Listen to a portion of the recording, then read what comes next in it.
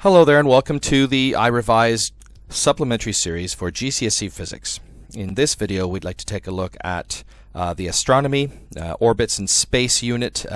These units, depending on your exam board in the England GCSE program, will involve some basic astronomy. We will look at orbits, planets. We might take a look at characteristics of planets. We might look at some phenomena based on their distance from the Sun, that sort of thing.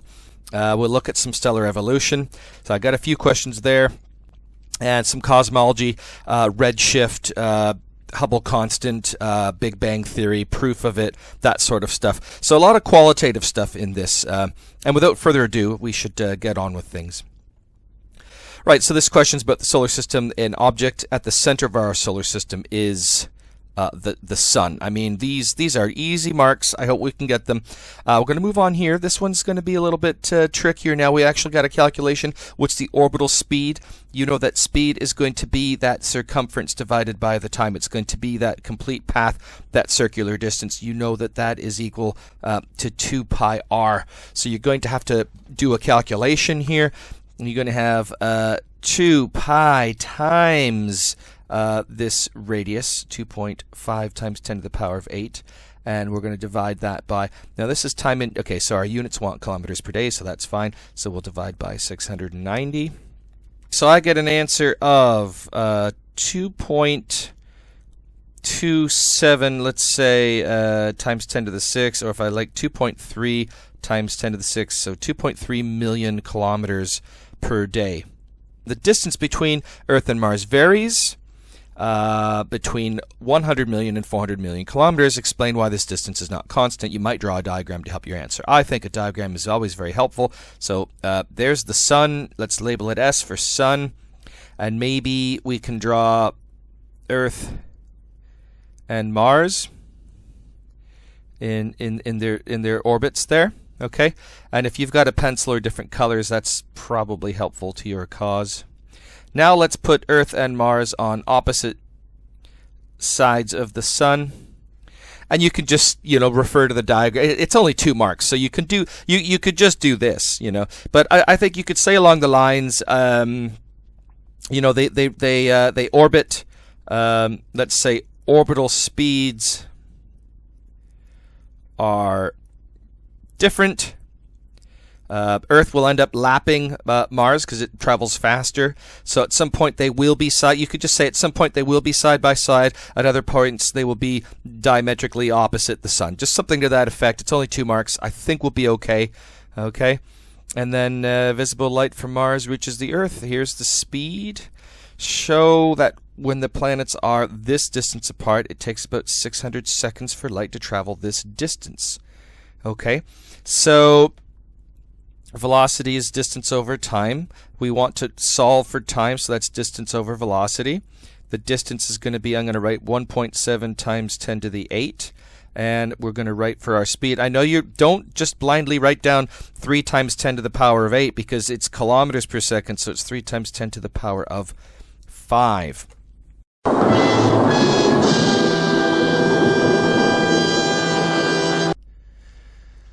Do you see it? Do you see the mistake I made there? I didn't write 3.0 times 10 to the power of 5. I wrote 3.0 to the power of 5. And it didn't cost me because I still did it correctly in the calculator. But these are simple mistakes that are made. And sometimes this is the math error that happens. So please, obviously, you're not going to be talking during a test. You won't be distracted like I did to myself there. But when you're doing your prep work, when you're working in class, don't talk. Just write the numbers down. Concentrate on what you're doing and practice doing that, and you'll become better. Right, so that gives us an answer of, I got 566.66666. I'll just write 570. That should be seconds. Okay, so scientists land a remote-controlled vehicle on Mars. Okay, it's going to send back the images. Sometimes these images show rocks ahead that could damage the vehicle. A scientist on Earth sends radio signals to control this vehicle. The speed of the vehicle is 0.04 meters per second. Suggest why the speed is kept low. Okay. Again, only 2 marks. We can come up with a a slew of different things that we could say here. My first thought is that our reaction time is going to be very, very long, because we've just calculated that it's going to take 600 seconds. Okay, so that's 1,200 seconds round trip. Okay, so 1,200 seconds. If I divide by 6, that's 20 minutes. Okay, so that's a huge delay. Okay, so we can say reaction time is enormous. Okay, we will not have that split-second decision to, oop, there's a rock, get out of the way. So you're going to have to be moving very, very slowly. Okay, by lowering speed. And this gets more into your kinematic type questions here. We've got, if we lower the speed, we will lower the braking distance. We will lower the distance traveled while we're waiting for this delay. Okay, so it moves very, very slowly. And that is, okay, if there is an impact, or a crash, vehicle less likely damage. Now, I think we've got more than 2. If you ever write more than 2 marks worth, they're gonna what the marker is going to do is they're just going to take the first 2 things you've written and leave it at that. Okay, so don't overdo it. Don't spend all your time. Think of the best 2 things that you can write. Let's look at the solutions here. Okay, so yeah, we said the sun for the multiple choice. We did our calculation. Yeah, okay, so 2.3 million kilometers a day. We said they want you to round to 2 sig figs. This is from Edexcel. Look at your respective exam boards to see what you need to do. Okay, next was the description of why the distance between Earth and Mars is not constant. Our diagrams are very similar to this. Let's see, accept appropriate labeled diagrams. I suppose just the 2 different diagrams gives you the 2 marks. That's all right. Allow for 1 mark elliptical if no other, yeah. Orbit of Mars is more elliptical than Earth's. Well, interesting. Anyway, we could say they travel at different speeds. We could say they have different orbital radii. You could have said that as well. We did talk about them lapping. We did talk about that sort of thing, the idea of relative motion. But they can either be both on the same side of the sun or on opposite sides. That's kind of what we had said. And if you wanted to use that data from up above that they had given you, you could have done some calculations to show that. So either way, I know some people are mathy and they'll go and do that. I think the diagram is nice since they're accepting diagram 2 marks. Okay, let's move on to the last one here. We found the time. We got the 570 seconds. That's okay. And there's alternate ways of doing the calculation. You can pause the video and take a look. And this last bit here, any 2 of this, okay? So any 2 of these 4 points. So something along low speed affects the driving, low speed reduces the stopping distance, and it helps to avoid obstacles. Now, I talked about stopping distance. We didn't talk about avoiding, so I don't know if you need to say both of those. Okay. Although, maybe it's any 2 of these, so I'm not sure. The idea of the effect of low speed on collision, so we had that, that's fine. Idea of what the time delay does, it's a huge reaction time is what we had said. So I think we've got our 2 there. If we needed both of these 2 points for idea 1 to give us a mark, I think we've at least got them from 2 and 3. Okay. Idea of what the time delay is. It takes a long time. We calculated what it was. I think we more than enough answered that one, so that's good. All right, let's move on here. This is a question number 6. This is from January 2009. It's paper 1. Young stars form when large clouds collapse under their own gravity, and the temperature rises and hydrogen starts to undergo fusion. Explain what effects this fusion of hydrogen brings about in a developing star. Okay, well, we know that the fusion releases loads of energy. And we'll say as heat and light. Obviously, this is why we can see the stars. Okay. Now that heat is going to drive further fusion reactions, but we've got that. Okay, what else happens? Well, as soon as this fusion begins, you know that this star is going to become a main sequence star, which means it's got a stable radius, it's got a stable size, and what is happening is the gravitational forces, we can say, are balanced by outward, and they like to use the term radiation pressure. Okay, so you got all that energy blasting outwards from the center in all directions, and the gravity, of course, is coming in from all sides, all directions, and this is why the star is spherical. Okay, what effects fusion of hydrogen brings about in a developing star? Well, so we're going to release the energy, we're going to get some light, the forces are going to be balanced, and we're going to be creating heavier elements, helium and others. So we could say that. Let's move on. Right, so here we're going to have a few questions on redshift, okay? And let's see. So here's what would happen in our laboratory, and then we can see here the spectral lines have been shifted. Okay, so it looks to me like there's a greater redshift from the spectrum from galaxy 2. So what does redshift tell us about galaxy 1? Okay, well, the redshift tells us that it's far away. It tells us that the galaxy is moving away from us. Okay, so I would just say moving away. It's moving away from Earth. Okay, Galaxy 2 has a greater redshift than Galaxy 1. State two things this suggests. So this is one of the basic things you need to know.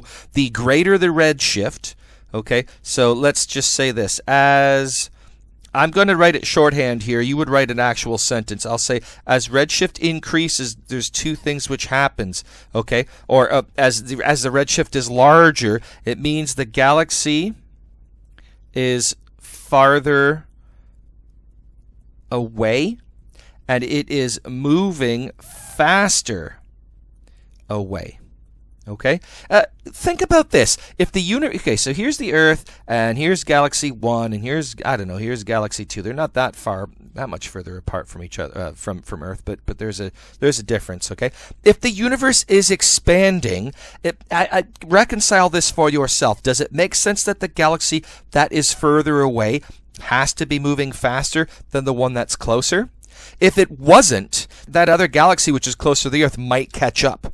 And that doesn't happen, then the universe is not expanding, okay? We are not talking about just like two cars racing on a fixed racetrack. Imagine two cars racing on a racetrack, and the racetrack is being stretched out during the race. And so, as a result, yes, the galaxy or the car is moving on that track, but it's also being moved out underneath it. So that's why the one that's further away has to be faster. That's how you link those two together. That's 6 marks right there. Let's see how that goes, okay? What did we say? We said that the star is going to produce light, heat, and be visible. So 1 mark for that. Now notice you have to say that's happening. And that should be fairly obvious. Okay, so the star is starting to ignite. What's it do? Well, it gives off heat and light. Okay, and then any two of these. There's an outward radiation pressure. The pressure balances the gravity. That's what we had said. We had said it became stable. Okay, and we had said heavier elements produced. So we said anything we needed there. Look, you don't have to write it all out. Get your 2 points, but be, let's say, familiar enough with these questions through your practice to know that you have to say, first of all, that the star begins to give off light and heat, okay, or energy. Okay, we said the galaxy is moving away. We also said that it was further away and is moving faster. Okay, so well done. Let's move on. This is a very typical question. Again, this looks very long and time-consuming, but these can be very, with enough practice, you'll kind of know what's going on. So to give you an information table here, look carefully at the table before attempting questions that follow. It is a good idea to just kind of take a look at things. What do we notice? Okay, well, we got the 4 terrestrial planets. We got the gas giants. We got, well, they've still got Pluto. but they've kept it's because it's further out, but it's just a captured asteroid basically. But it is large enough to have a round surface, which is why it is considered a dwarf planet. You can take a look at the atmospheres. You can take a look at the temperatures. You see the temperatures are high and they drop. Is it exactly in order? Well, not exactly. There's Venus. Okay. Give a reason. Oh, there we go. Why is Venus hotter than Mercury, even though Mercury is nearer to the sun? Well, here's your clue right here. Mercury has no atmosphere. Okay? Mercury has no atmosphere. And maybe you learned a little bit about the fact that Venus has a runaway greenhouse effect going on there. There's a lot of sulfuric acid and carbon dioxide in the atmosphere. Okay, carbon dioxide being a greenhouse gas, and there's no plant life that we know of that's removing it, and it's just run away with all the volcanoes. Okay. Make an estimate of the temperature in the region between the asteroid belt. You need to know that the asteroid belt is between the Jovian planets, that means the Jupiter-like gas giants, and the terrestrial rocky planets. So what would we do? They'll take any answer in between 25 and 100, negative 25 and negative 120. So I don't know. Let's say negative 90. Okay. And state 2 reasons why life as we know it developed on Earth and not any other planet. So this is your whole Goldilocks type thing. Okay, so we have an oxygen atmosphere. This is enabled by the gravity of the gravitational pull of the planet. Oxygen molecules are not moving fast enough to escape. Okay, we don't have much helium or hydrogen in our atmosphere because those particles can reach escape velocity under our gravitational field strength. Not the same in Jupiter, Saturn, and so on. Those planets are too big for the helium and hydrogen to escape. Okay, so we could say oxygen atmosphere allows for life. We could say the temperature of the planet we see here. Oh, it's a nice 20 degrees Celsius. Temperature is suitable, and this is due to distance from sun, something along those lines. Well, I'll take a look in a moment what they say. Is there anything else? What evidence is there in the table to suggest that the dwarf planet Pluto is the outermost of these planets? Well, the evidence would be that it is got the lowest temperature, so it's furthest from the sun. So I would say the temperature indicates it's farthest from the sun. We'll see. Could possibly what suggests that it could possibly have been captured? Well, the outer planets tend to be all gas giants. Okay, and we can just say it's not a gas giant. It's a small rocky planet. Something along those lines. Okay, now looking at the answer here. Yes, Venus has a thick atmosphere. Yeah, 1 mark. What did I say? I said Mercury has no atmosphere. Now, what's the difference? It's the same thing, isn't it? Well, if the question's asking you why is Venus hotter than Mercury, when we wouldn't expect it to be. If they're asking about Venus, answer Venus. If they're asking about Mercury, talk about Mercury. Okay? The best possible answer, if you're not sure about which way they're going to do this, is you could say, yeah, Mercury has no atmosphere, meanwhile Venus has a very thick carbon dioxide atmosphere. That way you get your point.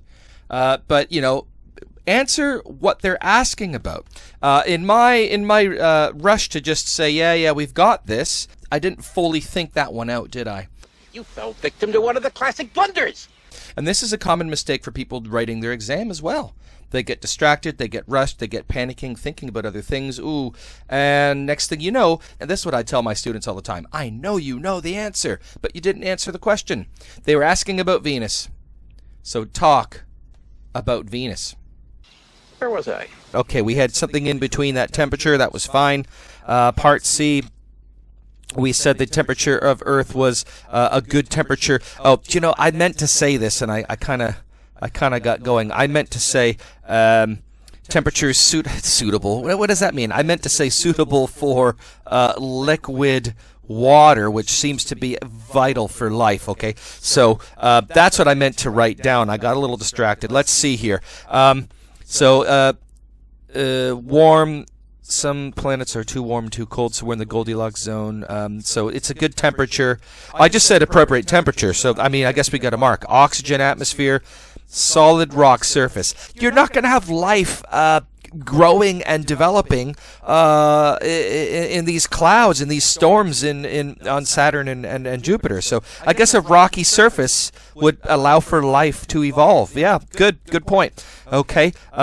Not water or gravity. Well, all planets have gravity, and some planets may or may not have water. So I guess water is not necessary. I suppose life could have evolved to use a different liquid for the basis of their cellular makeup and whatnot, but whatever, that's fine. I think we got the 2 marks. And what was okay? So Pluto has the lowest temperature, we had said, and it appears more like the inner planets than the 4 outer planets, something like that. Yeah, it's not a gas giant; it's a rocky thing. So something along those lines. Make sure you've got that. All right, still with the same paper. This is question number 7 here. So this is more on stellar evolution. So this is. It's kind of tricky to find some of these, but if you can, you really do need to practice them. This is a fairly straightforward question. You got an HR diagram, of course, so hopefully you're familiar with this. State one way in which the star labeled X is different from our sun. Okay, well, it's obviously brighter, larger, it's hotter, okay, and it's blue. It's a different color. Okay. Why is it similar to our sun? They are on the main sequence. You can just say they're both main sequence stars. That's that. 2 marks. Okay, and moving on to question 2, we'll notice that there's an I and double I, and it's worth 3 marks, but we're not sure how it's split up, and it's the same thing with question C here as well. So is it a 2-1 split or a 1-2 split? We don't know. We'll just have to try to see. Okay, explain what changes will occur to this, which will cause the sun to expand to giant red stage. Well, we know about the gravitational pressure going in being counteracted by this radiation pressure going outwards. So I think we could say something along the lines of saying, well, hey, the pressure is going to be greater moving outward. This is what causes it to expand. Maybe you need to know a little more information about, well, why does it expand outwards? Why is the radiation pressure suddenly greater than the gravity? And it's because the helium starts to fuse. There's no more hydrogen to fuse, and so it starts to fuse helium, and maybe that's a big boost in energy. Okay, right. Use the information in the diagram to describe the effect these changes will have on the sun. Yeah, this is very straightforward. If it reaches the red giant stage, the color is going to go from yellow to red. Yeah, it's a giant stage. It's going to get larger. When it reaches a red color, it's going to get cooler. Okay, and if it's getting larger, chances are it's going to be a lot brighter as well. Okay, let's move on. Explain what changes will occur to cause the sun to collapse into a white dwarf stage. Okay, well, it's the same type thing. This time the gravity is going to be much, much larger. I think in this case all fusion has ceased. All right, we don't have enough temperature or mass for helium or lithium or carbon, oxygen to fuse. That only happens in very, very large stars. So the sun is going to collapse. There'll be no more fusion, and it's just going to kind of go in, and it gets smaller because the gravity force becomes larger. Okay, and well, from the graph, what effect will it have a change on the sun? Well, we know the color; it's going to change into white, dwarf, so it's going to get smaller. Now, if it's a smaller star, it's probably not going to be as bright, so it's going to be dimmer. And we know that white stars are hotter than the yellow star, or even than the red stars, the red giant. So it will be hotter. And let's double check the answers. Okay, so we talked about them being balanced. We talked about it being hotter, larger, brighter. Yeah, the color is different. And then how are they the same? Their main sequence. Other things you could say, they're both stable. The forces are balanced. They're fusing hydrogen. All of those the same. That's good. Let's go into part B. Now notice you can say 2 things for 1 mark. Okay, the hydrogen gets used up. The helium starts to fuse. Okay. We had said forces become unbalanced. We had also said helium starts to fuse or the hydrogen used up. Either way. Okay. Moving on, and then for part double I, it's like we said, larger, brighter, cooler, redder. And then for part C, this time, Ne2 times 1, and the bottom one, the last one, is Ne2 4. You need to say 2 of these for 1 mark, okay? So, C, so what have they said? Outer layers blown away or shed, that's your planetary nebula, yeah. We know that happens when it becomes a white dwarf. Nuclear fusion ceases, okay, it runs out of energy. And because there's no more radiation pressure outward because the fusion has stopped, then the gravity compresses it all in. So I think we got that, that's fine. What will happen to the star? Yeah, what will happen to it? We said it's going to become dimmer, hotter, smaller. Okay, this is from WJEC 2009, January. This is a very typical question you'll get with orbits and whatnot. It's only 4 marks. We can go through this, I'd say, fairly quickly. How long does it take the Earth to orbit the Sun? Well, it says that these pictures are 6 months apart, so it looks to me like it's going to take, well, 12 months, yeah? 12 months. Or, you could just answer it and say, well, I know it takes a year, but according to the diagram, it takes 12 months. Okay. Double I, how long does Mars take to orbit the Sun? Well, if we look at the diagram here, we're at that kind of 0, and then it's up top. So 6 months later, it's gone 90 degrees. So you'd have to do 4 more times there. So 4 more times to do these quarters. 4 quarters is because it's a quarter of a rotation. So we need 4 of them, and that's going to be 4 times 6 months. So it's going to be 24 months, or in other words, 2 years. You could say it's double that time. Okay. How can you tell that Venus orbits the Sun in less time than the Earth? How could we tell? Well, here we start lined up. In 6 months, Earth goes here. Venus goes farther. So we can say Venus, you could say, travels more in same time as Earth.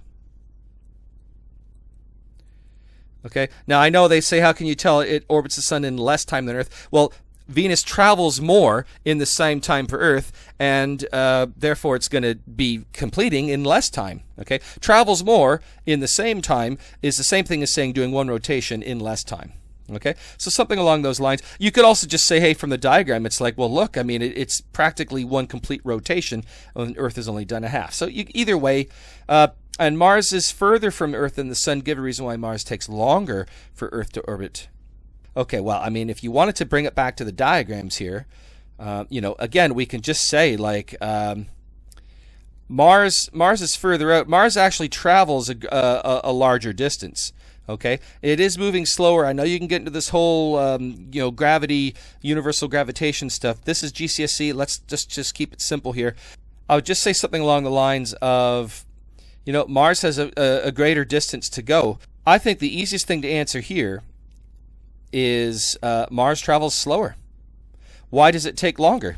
It's you could say Mars travels a greater distance, but at a slower rate. And I think either one of those would be good enough for 1 mark. Let's take a look. All right, so for the mark scheme, there's a part A which we don't have, so we'll just ignore. Okay, so for our question that we answered, 12 months, 1 year, that's great. They'll even give you plus or minus 1 day on the 365. Okay, except no unit, but not incorrect unit. Okay, so if you just say 1 or 12, I don't know, just write 12 months or 12 MO. Yeah. So it should be 24 months to go with the doubling the 12, or 2 years to double the 1 year. They'll give you 730 days, no error carried forward. Okay, so if you get the Earth stuff wrong and then you double it, you don't get an error carried forward. You should be able to calculate that separately from the diagram. Okay, how do we know that? How do we know that Venus orbits the Earth in less time? Well, it's completed almost 1 full revolution by the time Earth has done a half. Okay, you could say Venus traveled more. You could say that it's almost done. Yeah, that kind of thing. And then what did we say about Mars then? It's got a further distance to travel. It's got a larger orbital path, a larger circumference.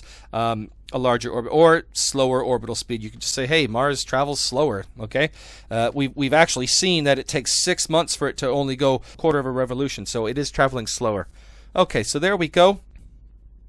Okay, so now we're going to go to stellar evolution. This is an AQA question. This is from June 2017. What happens to a star during the supernova stage? Well, I can't write on here. AQA won't let me draw. So it's an explosion. Yeah, big boom. Complete the following sentence. After the supernova stage, either a black hole or a neutron star will be formed. The life cycle of the sun will not include a supernova stage. Give reason why. We'll say not massive enough. It's not large enough. It doesn't contain enough hydrogen. It will not swell to become a red supergiant. We'll just say it's not massive enough. Okay, not enough material. Okay, 6 marks. In this question, you will be assessed using good English. Describe what happens to a star like the sun as it passes through its life cycle. Your answer should include how the star was formed and the names of the stages of that the stars pass through.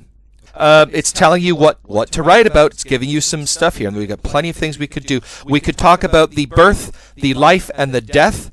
We can break these 6 marks into 3 sections of 2 marks each. I think that's great. So we could say when the star is formed, it begins as a protostar. As soon as the temperature and pressure inside of this ball of gas is hot enough and ignites, we will start to fuse. We'll start to fuse hydrogen, okay? And when the hydrogen is fusing and everything is stabilized, the outward pressure is equal to the gravity, as we saw. We will have, now we're into the main sequence, okay, the stage of the life. We went from protostar to main sequence star, and everything's going to be fine for a couple million years, maybe even billion years. Okay, smaller stars like the sun tend to last a lot longer in the main sequence stage than the brighter stars. The brighter and larger and hotter, bluer stars, they burn out much faster. They're larger and they're going to have much more fusion going on, and so they burn out pretty quickly, even though they've got way more material. Okay. Anyway, moving on. When the sun stops fusing hydrogen, it might start fusing helium. If it's not large enough, a sun won't fuse helium, but at some point it's going to swell up. It's going to become much larger. It'll enter the red giant stage, okay, and it'll get very large. It'll then stop all of its fusion. There will be no outward pressure. The immense gravity will cause it to collapse, and when it collapses, it will shut off a planetary nebula, and all the material left behind will be incredibly dense and hot. And all the material behind will be incredibly hot and dense. It will become a white dwarf, a very hot but not very bright star, okay? Because it's smaller, okay? And it's a little bit cooler than a blue star, but you know, if it was a star like our sun, it was probably red or yellow to begin with, and so you know, it'll be a little bit hotter. And eventually what might happen to that white dwarf is it might kind of cool. Okay, and I think they might talk about a black dwarf. Let's look at the mark scheme here. Yeah, explosion is what happens in a supernova. We get a neutron star, fill in the blank. The sun does not have enough mass to go supernova. You could say it's not big enough. It won't become a red supergiant, but I think the best answer is it's just not massive enough. All right, and then moving on. If we just take a look at the basic level breakdown here, obviously we want to shoot for 5 to 6 marks. Clear description, what happens each life cycle, okay? And you have to mention at least 3 stages in correct order. That's what we want, okay? So, yeah, well, we had said a protostar, it's going to be, well, we just talked about a big ball of gas. I could have been a little more detailed there, okay? You got a collection of dust and gas pulled together by their attraction. So one of those two things, plus saying that's a protostar. Then we said the temperature needs to be high enough for fusion to occur. We talked about hydrogen fusing to helium. We said that was a main sequence star. We talked about it being stable, and we said that that's going to be going on for a while until it runs out of hydrogen. It will swell to become a red giant. Okay, at this stage, some other heavier elements is okay, so it's in the red giant stage that they are maybe fusing helium. If it's a very large star, heavier elements Okay, you can't have anything heavier than iron being formed. I would say a star the size of our sun isn't going to be forming much of anything. It might fuse helium, but that's about it. Then it's going to shrink down. We said it's going to collapse because of the gravity. It's going to become a white dwarf. Okay, and what happens when it's a white dwarf? This is the third. Well, you could either say red giant or white dwarf is the third stage. Okay, actually, I think we're fine. I think we're going to get 6 because there's protostar, main sequence, red giant, white dwarf, and even black dwarf, which we kind of mentioned. Even if we didn't discuss what was happening with the protostar, we did talk about 3 cycles. Okay, so there's actually 4 benchmarks that we could discuss, and we talked about 3 of them. Okay, white dwarf, it cools down, stops emitting energy, becomes a black dwarf. Okay, I'm sorry I couldn't write that all down. It's tricky to do in these videos as it is, but AQA won't let me do that. But I would examine these mark schemes and make sure you know. Notice these are underlined. You have to give the name. And they did say that here. They did say include the names of the stages. So follow the instructions and you should be fine. Here's another AQA. This is from June 2016. Brown dwarfs are thought to be formed the same way as other stars. They're too small for nuclear fusion, but they emit infrared radiation. But they're not hot enough to emit visible light. They emit radiation, infrared radiation, but are not hot enough to emit visible light. And there's probably several brown dwarfs out there that we maybe didn't see until recent times. I heard a theory that Jupiter was very close to becoming a star. Had it had been a little bit more massive, maybe it would have been a brown dwarf. Anyways, describe how a star is formed. Well, you just get a big a cloud of gas and dust, and it kind of coalesces together, kind of accretes due to the gravity. Once it gets large enough, the gravity pulling everything in will create some heat at the center, and that will start the fusion process. That's how a star is formed. Okay, describe the process of nuclear fusion. We are forcing, it's just one mark, we are forcing the nuclei of atoms together to form new elements, something along those lines. Scientists predicted that brown dwarfs existed, and the first one was discovered in 1995. What would be one reason we are now able to observe them and identify them? Well, I think, we've got telescopes which are orbiting the Earth. We've got much better telescopes nowadays compared to, many years ago. And also, didn't it say that they emit infrared radiation? We've got that technology now. We're not just relying on, because they don't emit visible light. Now we've got radio telescopes. Now we've got telescopes which can, sense all parts of the electromagnetic spectrum. So we don't have to rely on light. That would be my guess. Okay, I don't have a mark scheme for this one, so I think we're doing okay now. All right, moving on here. In the 18th century, some scientists suggested a theory about how planets were formed. The theory was that after the sun was formed, there was these cool disks of matter rotating around the sun, and they formed the planets. Yes, I've heard this before as well. Okay. What would scientists have predicted to have been formed in other parts of the universe? In this theory, well, we would have expected to see planets in other parts of the universe, I would imagine, orbiting around these suns, these stars. Since the 1980s, science studying young stars have shown stars to be surrounded by disks of rotating matter. What was the importance of these observations? Well, it kind of backs up the theory that that's how planets had formed. It's one of those. It kind of provides evidence. That's basically the answer. I don't have a mark scheme for this, so we'll just assume these are all along the line. And finally, Earth contains elements heavier than iron. So why is the presence of elements heavier than iron evidence the solar system was formed from material produced after a massive star exploded? Well, any elements heavier than iron, we're talking about lead, gold, uranium, that kind of stuff,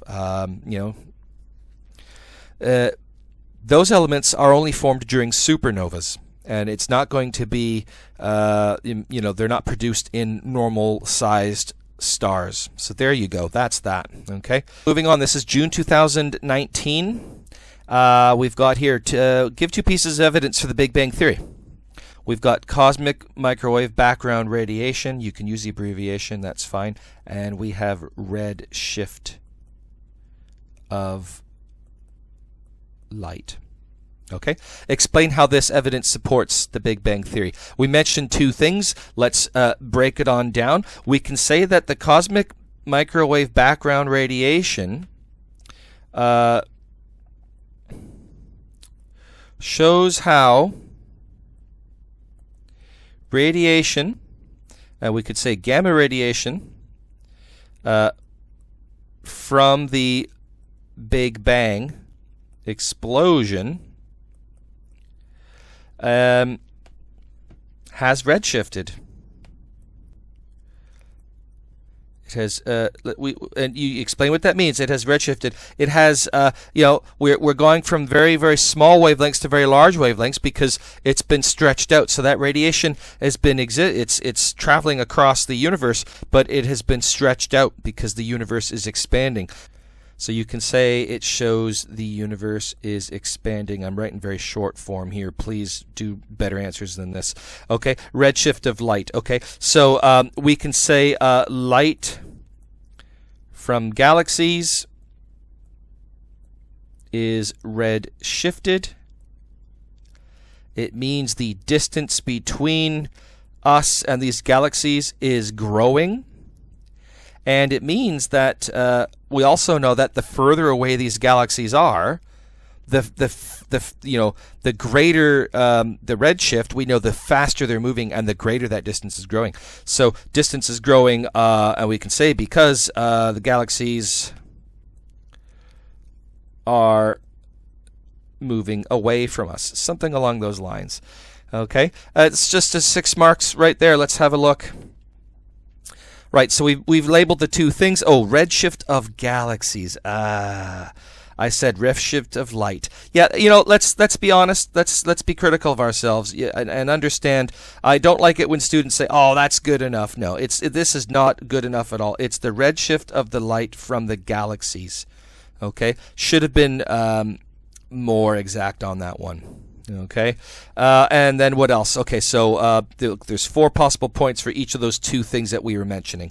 So what have they said? The CMBR appears to be the same in all directions, which, okay, so a little more detail in your revision. I'm just giving the basics here, but that you could get a point for that, which implies all parts of the universe were in contact a long time ago.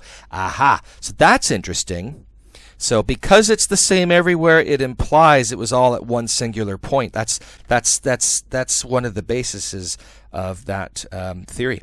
Okay, wavelength has increased as the universe has expanded, and the universe was hotter a long time ago. There's another question that I think I've got pulled up, but if you take a look at the energy of the radiation, the higher the frequency, the higher the energy. Okay. Now, if you look at your wave equation, frequency times wavelength, if the wavelengths have increased due to redshift, and this is, of course, the speed of light for this radiation, that means the frequency has decreased. And it means then, if you have a lower frequency now, you have a lower temperature or energy now. So the universe was hotter beforehand. Okay, that's very specific to the Big Bang and the explosion, whereas I think in mine I was talking about, hey, that stuff has redshifted. It means the universe is expanding. Is that going to be enough detail? I said it's expanding, but I've not said.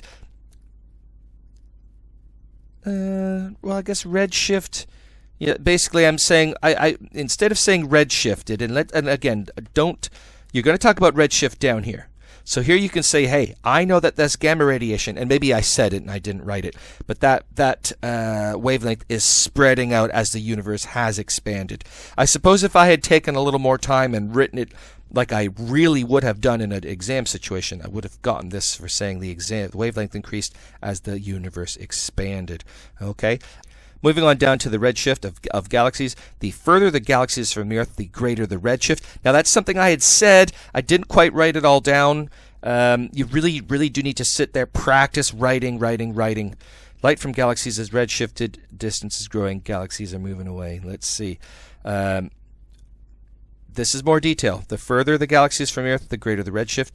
The greater the redshift, the faster it's moving. Now, I said those. I didn't write them down. Speed of the galaxies increases with increased distance. Yeah, you can talk about that proportionality graph. You can talk about this is the distance from the Earth, and this is the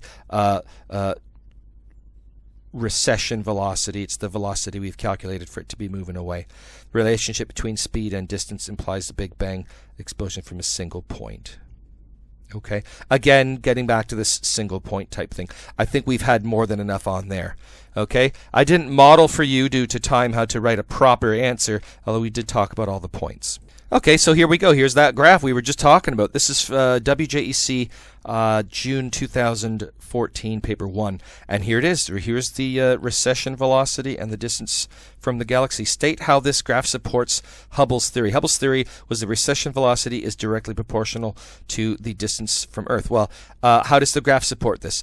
Do not say that the graph shows a directly proportional relationship. That will not be good enough. What you need to say is the graph is a straight line through the origin. And there's your 2 marks. That's what you say. Moving on, the gradient is the steepness of the graph, but it is also the inverse, the age of the universe. Explain how the gradient of this line will change in the future. Well, as the age of the universe, forgive my shorthand, increases, the constant will decrease. You could say it's inversely proportional. I'm not sure what else they're looking for 2 marks. I think we're okay with that. We know that as time moves on, that part will go up, so the constant will go down.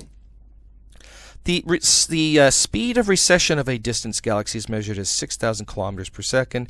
Use the graph to calculate the distance of this galaxy from the Earth. And they've told you what the light year equivalent is. Okay, so we'll go back up to the graph. They said 6,000 kilometers per second. So that's going to bring us down to the distance is 4 times 10 to the 8 light years. So we'll do 4 times 10 to the 8 times this conversion factor. So we get 3.8 times 10 to the 21 kilometers. That's how far away it is. The wavelength of a particular absorption line from the distant galaxy is measured to be 969.4 nanometers and has been redshifted by 13.1. Calculate the expected frequency of the same absorption line as measured in the laboratory. All right, so first of all, let's remove the redshift from the original value, and now we know that our frequency is going to be the speed of light divided by the wavelength.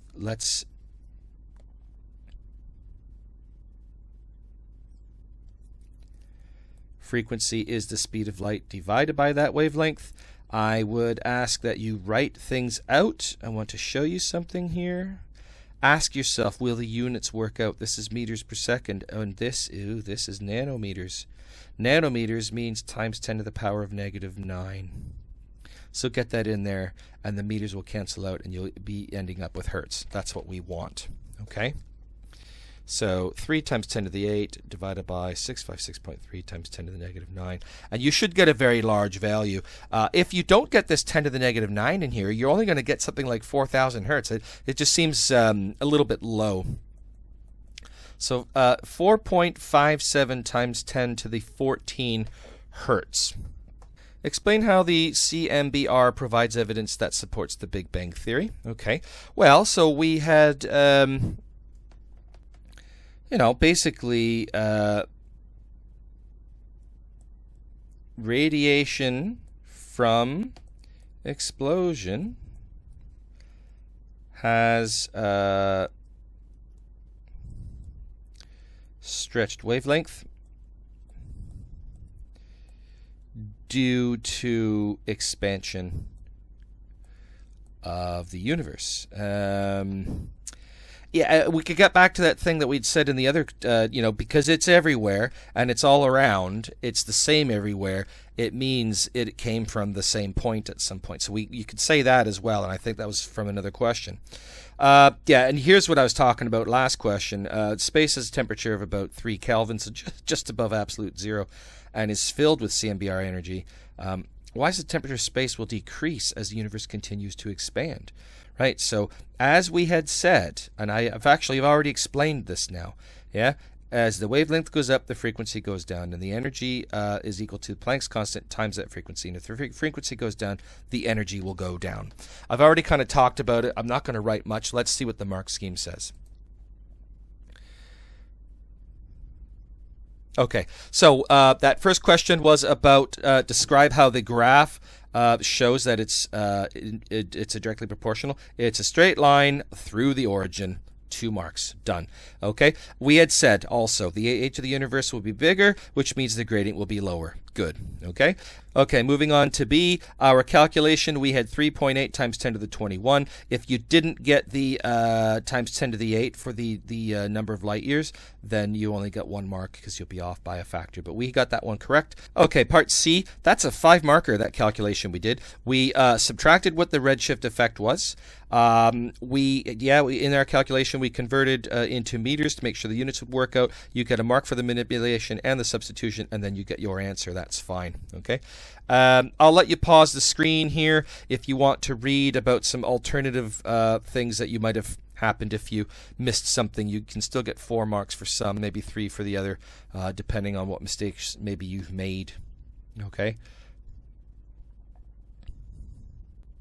All right, and then well, there we go. I even used the word stretched, didn't I? I said that the gamma rays from that explosion will have stretched over time as the universe has expanded. That's basically what I had said.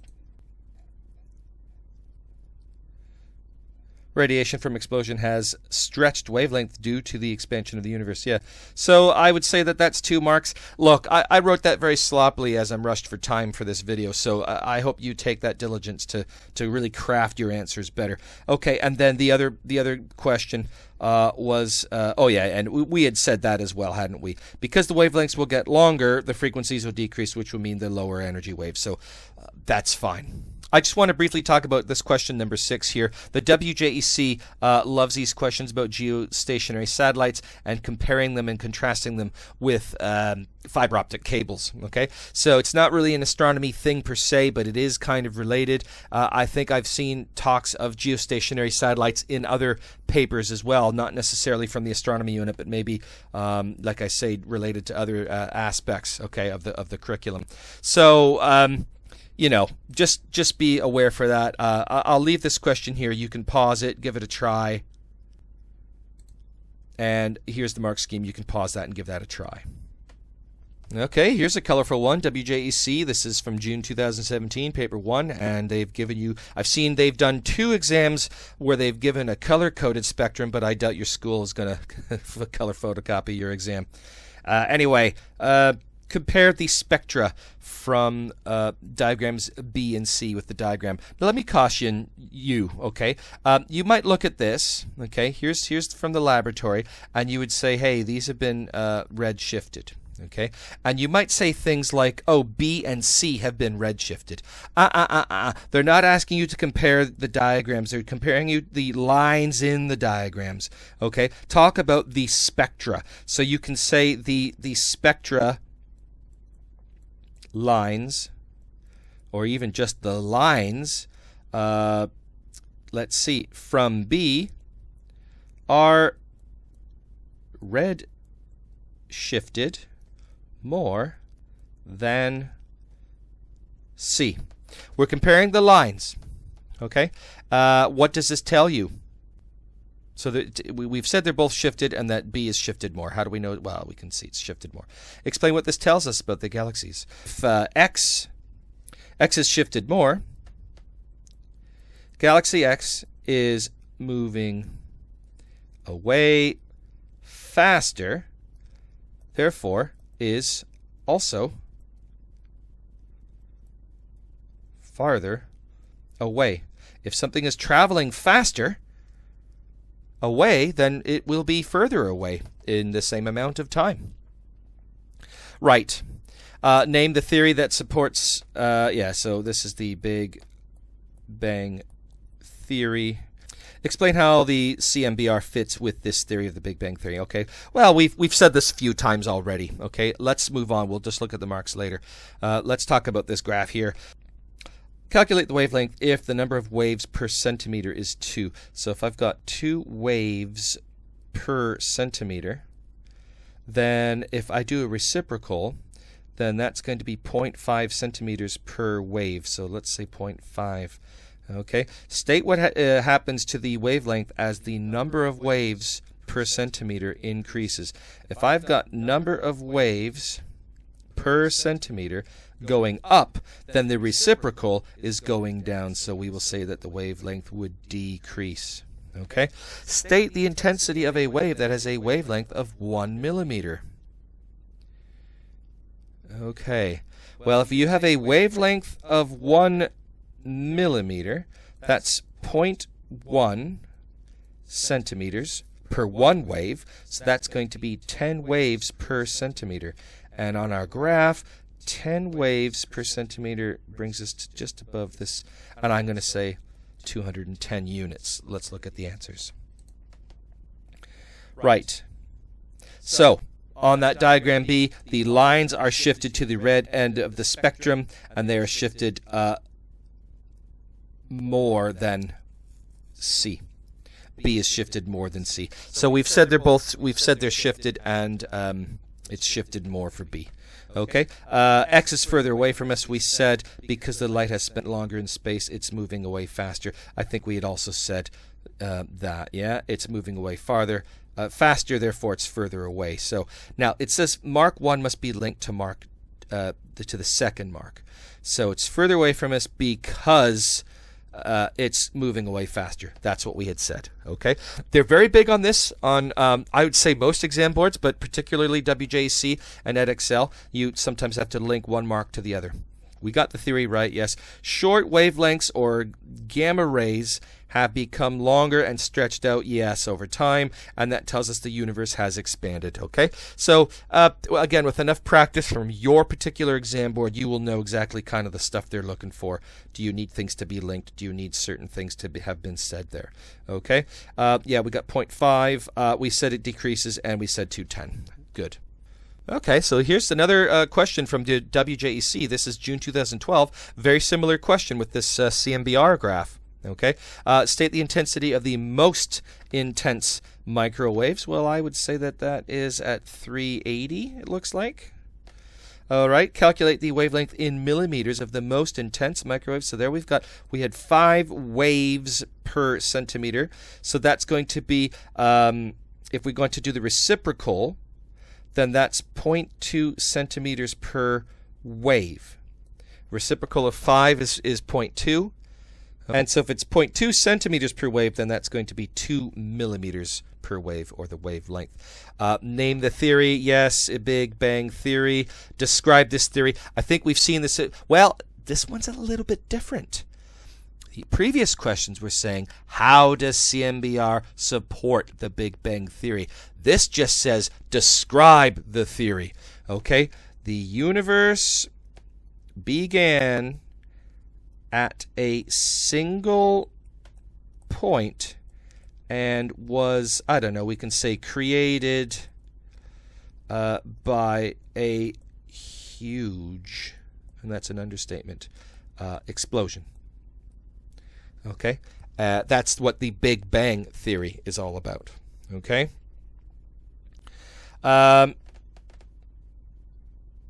Cosmological redshift also gives evidence of the origin of the universe. What is the meaning of redshift?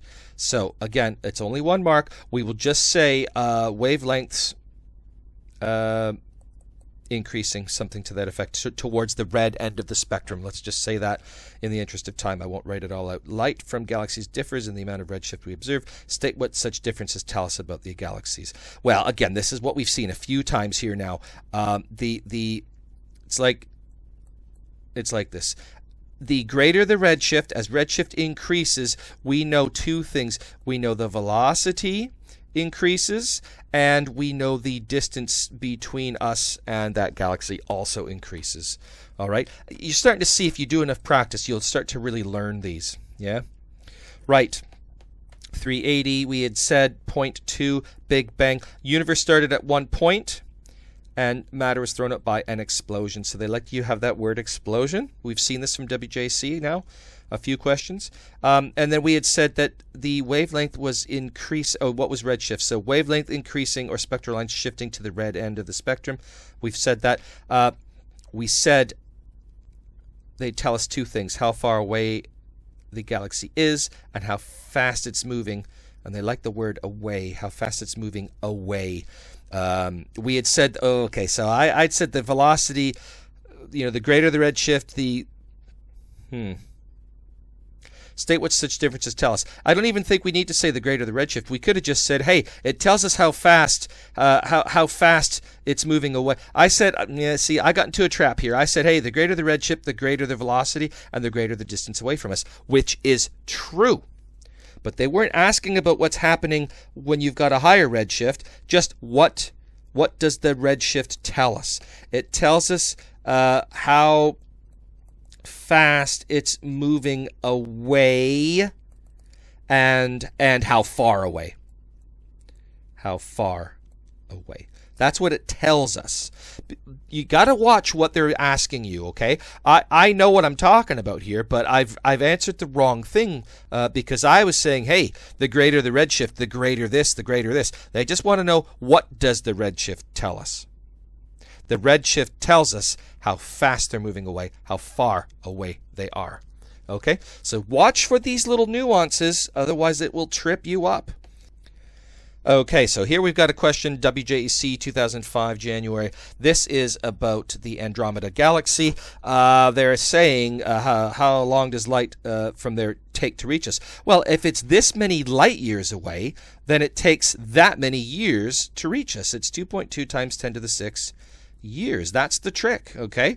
If something is 20 light years away, it's going to take light 20 years to reach us. That's why it's a light year, okay? Light year is a distance measurement, and we just take the speed of light multiplied by the amount of time. And if it's that many years, then that's how long it'll take, okay?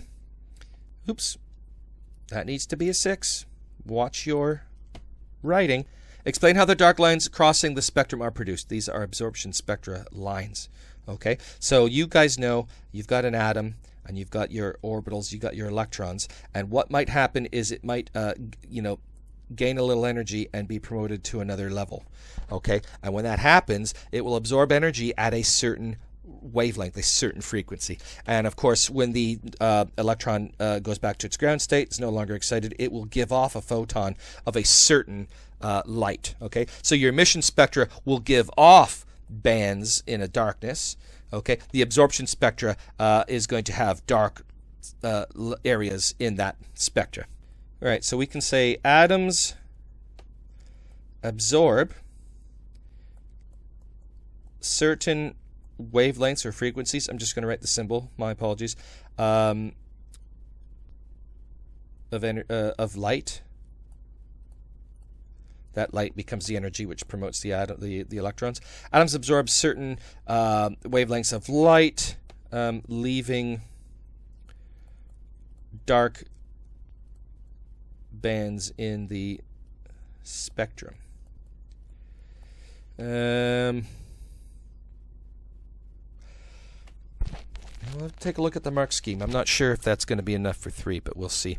Right, so in Fred Hoyle, Steady State Theory, 1948, said that the universe has always looked the same over time. Explain why the red shift measurements and the discovery of CMBR did not support his theory. Well, he was saying that the universe was always the same size, but so what can we say? We can say the evidence suggests an expanding universe, so it's not same over time, because, and then we just get into the why. Well, the CMBR, because the CMBR radiation has been redshifted from the initial low frequency, it's high frequency, from the initial gamma rays emitted in the Big Bang explosion. Okay, and I'm sure there's something else there. Let's take a look at the mark scheme. Okay, so we've got, of course, the number of years. Look at this. Atoms underlined, atoms underlined. Don't just say the gas absorbs the light. It's not the gas. What's actually happening? It's the atoms are absorbing it so they can promote their electrons momentarily. So atoms of gas, 1 mark, absorb light, not energy, at certain wavelengths, frequencies, colors. Boom. So we did get 3 for that. That's fine. Okay. And again, they like to do this linking stuff. I'm sure we've got that. I'm a little more concerned about how we've done on this one here. This seems very almost too simplistic, doesn't it? But we've got that. And that key thing is saying atoms. All right, let's move what we said about here, part triple I here. Redshift measurements show galaxies are continuing to move apart. Yeah, I'm getting a little tired doing all these questions, and I didn't really fully give that answer. Please, it's the same thing with you. Don't go into your exam tired. Don't be lazy. You got to make an effort to write this stuff. Okay. CMBR originated from waves, gamma rays, which have stretched. So I think we've said that, which means the universe is expanding and it doesn't look the same over time. Okay, so, well, we said it's been redshifted from the initial gamma rays, and it suggests an expanding universe. Okay, so we got 2 out of 3. What did we miss? We said the redshift shows galaxies are continuing to move apart. Yeah, I feel like in this answer, I really only addressed CMBR, didn't I? I really only talked about this. I did not explain what the redshift measurements actually do. How would you do this question? You write something about redshift, you write something about CMBR, and then show that it proves the universe is expanding. That's how you do that for 3 marks. Okay, I kind of missed the redshift. Okay, we can say that the CMBR has been stretched out, but we also know redshift tells us the galaxies are moving away, is what the redshift tells us. Okay, and underlying galaxies, we need to talk about the galaxies. Why do we have to talk about the galaxies? Why does it need to be so pedantic? Well, think about this. This is about the Big Bang Theory, and it's about the universe. What's in the universe? The universe is made up of galaxies, so that's why you need to talk about galaxies. Try to have a little thought about why they are dedicating certain marks for your answer, and that should help you formulate them. All right, this number 5 is from January 2017 WJEC paper 1. So there's a little bit on electromagnetic spectrum here. Well, there'll be overlap with other units and whatnot. So that's always helpful. Explain why optical and radio telescopes used to observe stars and galaxies can be based on Earth, whereas the Herschel telescope is in space. Well, it detects infrared radiation, and you can see that infrared is pretty much blocked, absorbed by most of the atmosphere. Okay, whereas optical and radio, so where are we? Radio. There's a certain part of radio waves and visible light which make it through the atmosphere. Okay, it'd be a very, very bizarre world if we actually couldn't see any starlight because of visible light not making it through our atmosphere. Think of all the science discoveries that would have not been made until the invention of telescopes getting into space. Interesting. So yeah, I think we can just talk about that for that. I will not write it down in the interest of time. The onboard Spire infrared camera detected wavelengths of a certain range. The maximum frequency was this. Calculate the minimum frequency. Okay, well, wave equation. They want the minimum frequency. If they want the minimum frequency, we're going to use the maximum wavelength, I would say. Okay, and then we will divide by the maximum wavelength to give the minimum frequency. So 3 times 10 to the 8 divided by which of these wavelengths is our maximum? It is the 500 times 10 to the negative 6. I get 6 times 10 to the 11 hertz. They had for their maximum frequency, because this is 10 to the 11, that's 10 to the 12, so it's below. So that seems somewhat correct. Okay, part B. In 2013, that camera detected a galaxy 13 times 10 to the 9 light years away. Hubble had estimated the age of the universe to be 2 times 10 to the 9 years. It has since been amended. Explain how the information from 2013 contradicts the estimate. Well, if the age of the universe is only 2 billion years, but we've got light that's been traveling for 13 billion years, well, that can't be. All stars were created after the Big Bang, and so if we've got a galaxy there that's 13.9 billion years, there's no way the age of the universe can be 2.9 billion years. So something along those lines, I would say. Again, in the interest of time, I'm not going to write, but I think that's our logic. You're going to have to sit there, maybe pause the video, kind of plan out what you'd write to practice for your 2 marks, and we'll look at the answers in a moment. Some of Hubble's data is shown in this graph here. He stated that recession velocity is proportional to the distance. Okay. Now this unit, by the way, is megaparsecs. Okay. Comment on the strength of evidence shown in the graph. Okay. Well, we're just analyzing the graph here. We could say there's a positive correlation. I know that some students like to say this stuff because they get it from their math class. We could say, you know, most points fit a straight line through the origin type thing. And I'm sure they'll let you say positive correlation. We'll check in a minute. Last part here, the Herschel telescope detected a frequency of 5.430 terahertz from an absorption line in the starburst galaxy. It was found to have been redshifted by this many terahertz. Use an equation from page 2 to calculate the expected wavelength of the same absorption line. Okay, now let's just look at what's going on. With a red shift, we expect the wavelength to get larger. It means we should expect the frequency to get smaller. So if this has been a red shift, and they are measuring it in frequency now, I'm going to suggest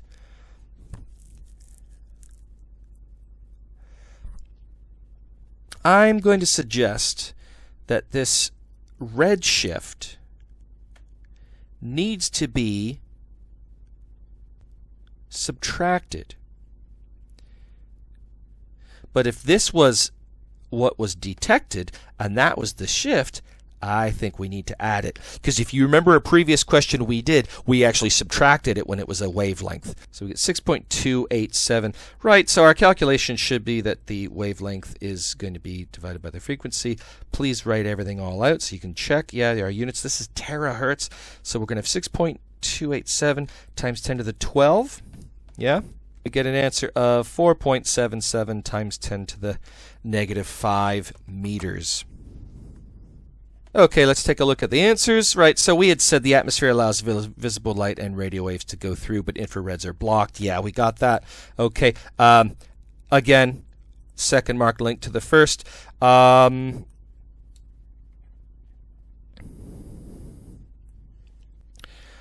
correct ratio indicated, and we got 6 times 10 to the 11 hertz.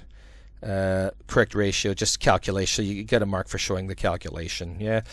Universe must be older or bigger than Hubble's evaluation. Yeah. Why? Well, because the two values compared. You get a mark for comparing the two. It's what we had said. We're like, hey, wait a minute. How can this starburst galaxy be, 13 billion years old, and you say the galaxy, the universe is only. Right, so we said you compare the two values. So what did we? Okay, on to part B. So, universe must be older or bigger than Hubble's evaluation, and that because we've compared the two values. We had said, hey, how can this galaxy be 13 billion years old if the universe is only 2 billion? That doesn't make sense. It's got to be this. We've done a comparison. That's fine. I'm sure you would have come up with something similar. Yeah. Right. So, what have they said here? Widespread of scatter spots, lots of anomalies, make it difficult to make a line of best fit. True. However, there is a trend of, a correlation. There is a trend. Okay, so for that graph question, we said most points fit on a straight line through the origin, and there's a positive correlation. We said most points. So definitely we get one for saying it's a straight line. Maybe we could have thought a little more about these anomalies because that's kind of what they're going for. But we said most points. We said, hey, it's pretty close. It's all right. So debatable if they give me a mark for that, but I hope you would write a better answer. All right, so then part triple I here was 4 marks. We were correct in adding on, okay, the redshift compensation to the frequency. So there's the new frequency. I guess if you don't convert the terahertz to hertz, you lose and you manipulate, and then you get your answer. Check out your alternate stuff if you want to pause and see. And finally, I've got a specimen paper here from the Edexcel. This is maybe from a few years ago, and we've got a distance galaxy, and we've got a laboratory reference source for a particular emission and absorption spectra. You can see the difference here. Calculate the velocity of the distance galaxy. Okay, well, there is a formula that can be followed. Okay, and this is maybe something you will learn in your class or not. I mean, the one thing we can do is we can already make the correction for the redshift. Okay, but I believe your formula is something like this. It is a ratio of the velocity, the recession velocity to the speed of light, and then your redshift over the reference wavelength. So we can rearrange this all. We'll multiply by that difference, which was 20 nanometers. We'll divide by the 490. And because these are both nanometers, these units will cancel. We know C and V will have units of meters per second. And when we do that all, we end up with 1.22 times 10 to the 7, and that is going to be, of course, because we've got a factor of 10 here because of this ratio, we should be 1/10 the speed of light, but it's a little bit smaller than that even. Okay, so we'll go to the mark scheme here. Here's the equation that we had talked about. We've plugged in the numbers. This is interesting. Look at, I had written 1.22 times 10 to the 7. Give your answer to 2 significant figures.